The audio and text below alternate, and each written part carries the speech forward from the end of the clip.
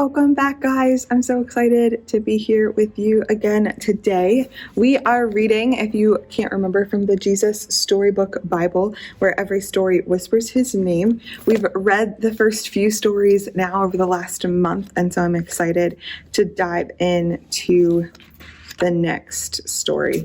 So last week we talked about Noah and how Noah built an ark, and God flooded the entire earth. But God saved the animals and Noah by putting them in this ark, and then he put a bow in the sky to promise that he would never do that again. Well, today we're going to talk about a giant staircase to heaven. This is the Tower of Babel from Genesis chapter 11. Noah and his family lived in the land, and his children had children, and those children had more children, and then those children had even more. Well, you get the picture. Until there were lots of people on the earth once more.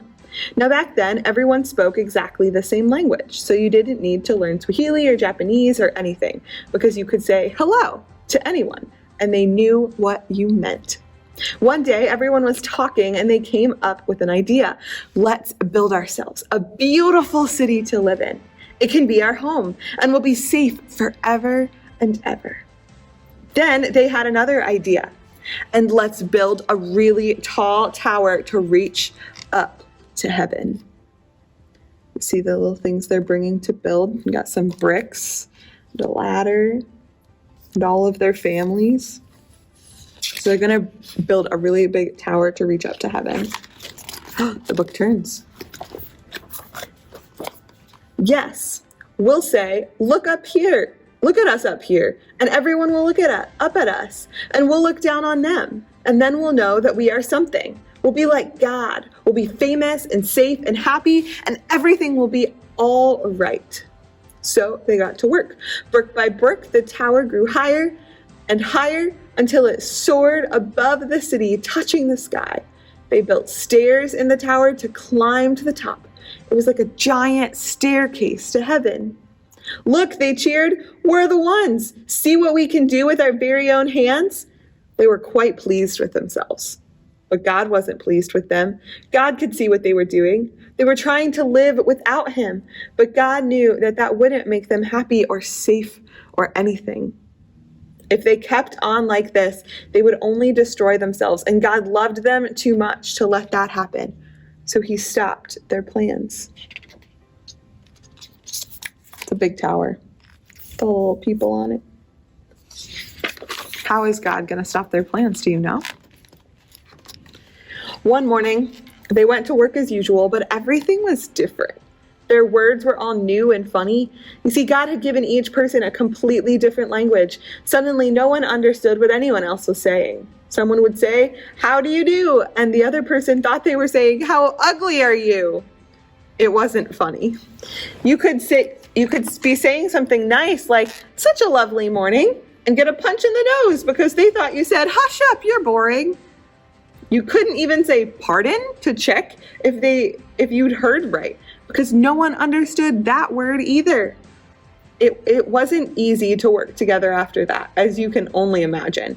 People were always quarreling and fighting and getting in a dreadful muddle and becoming grumpier and grumpier until at last they were all too cross to keep on building and just had to stop. And God confused their language. We don't know that they actually thought that they said these things. But when he confused them, they couldn't talk to one another. They couldn't make plans together. And so they just had to stop building, because it's really hard to build a big tower when nobody understands you. After that, people scattered all over the world, which is how we have ended up with so many different languages to this day. The Tower of Babel is why we have so many different languages now. Is there a different language that you know? What language do you know? Neat. You see, God knew however high they reached, however hard they tried, people could never get back to heaven by themselves. People didn't need a staircase, they needed a rescuer, because the way back to heaven wasn't a staircase, it was a person. People could never reach up to heaven, so heaven would have to come down to them. And one day, it would. we're going to keep reading about what this person is, who this person is, and how heaven would come down to earth.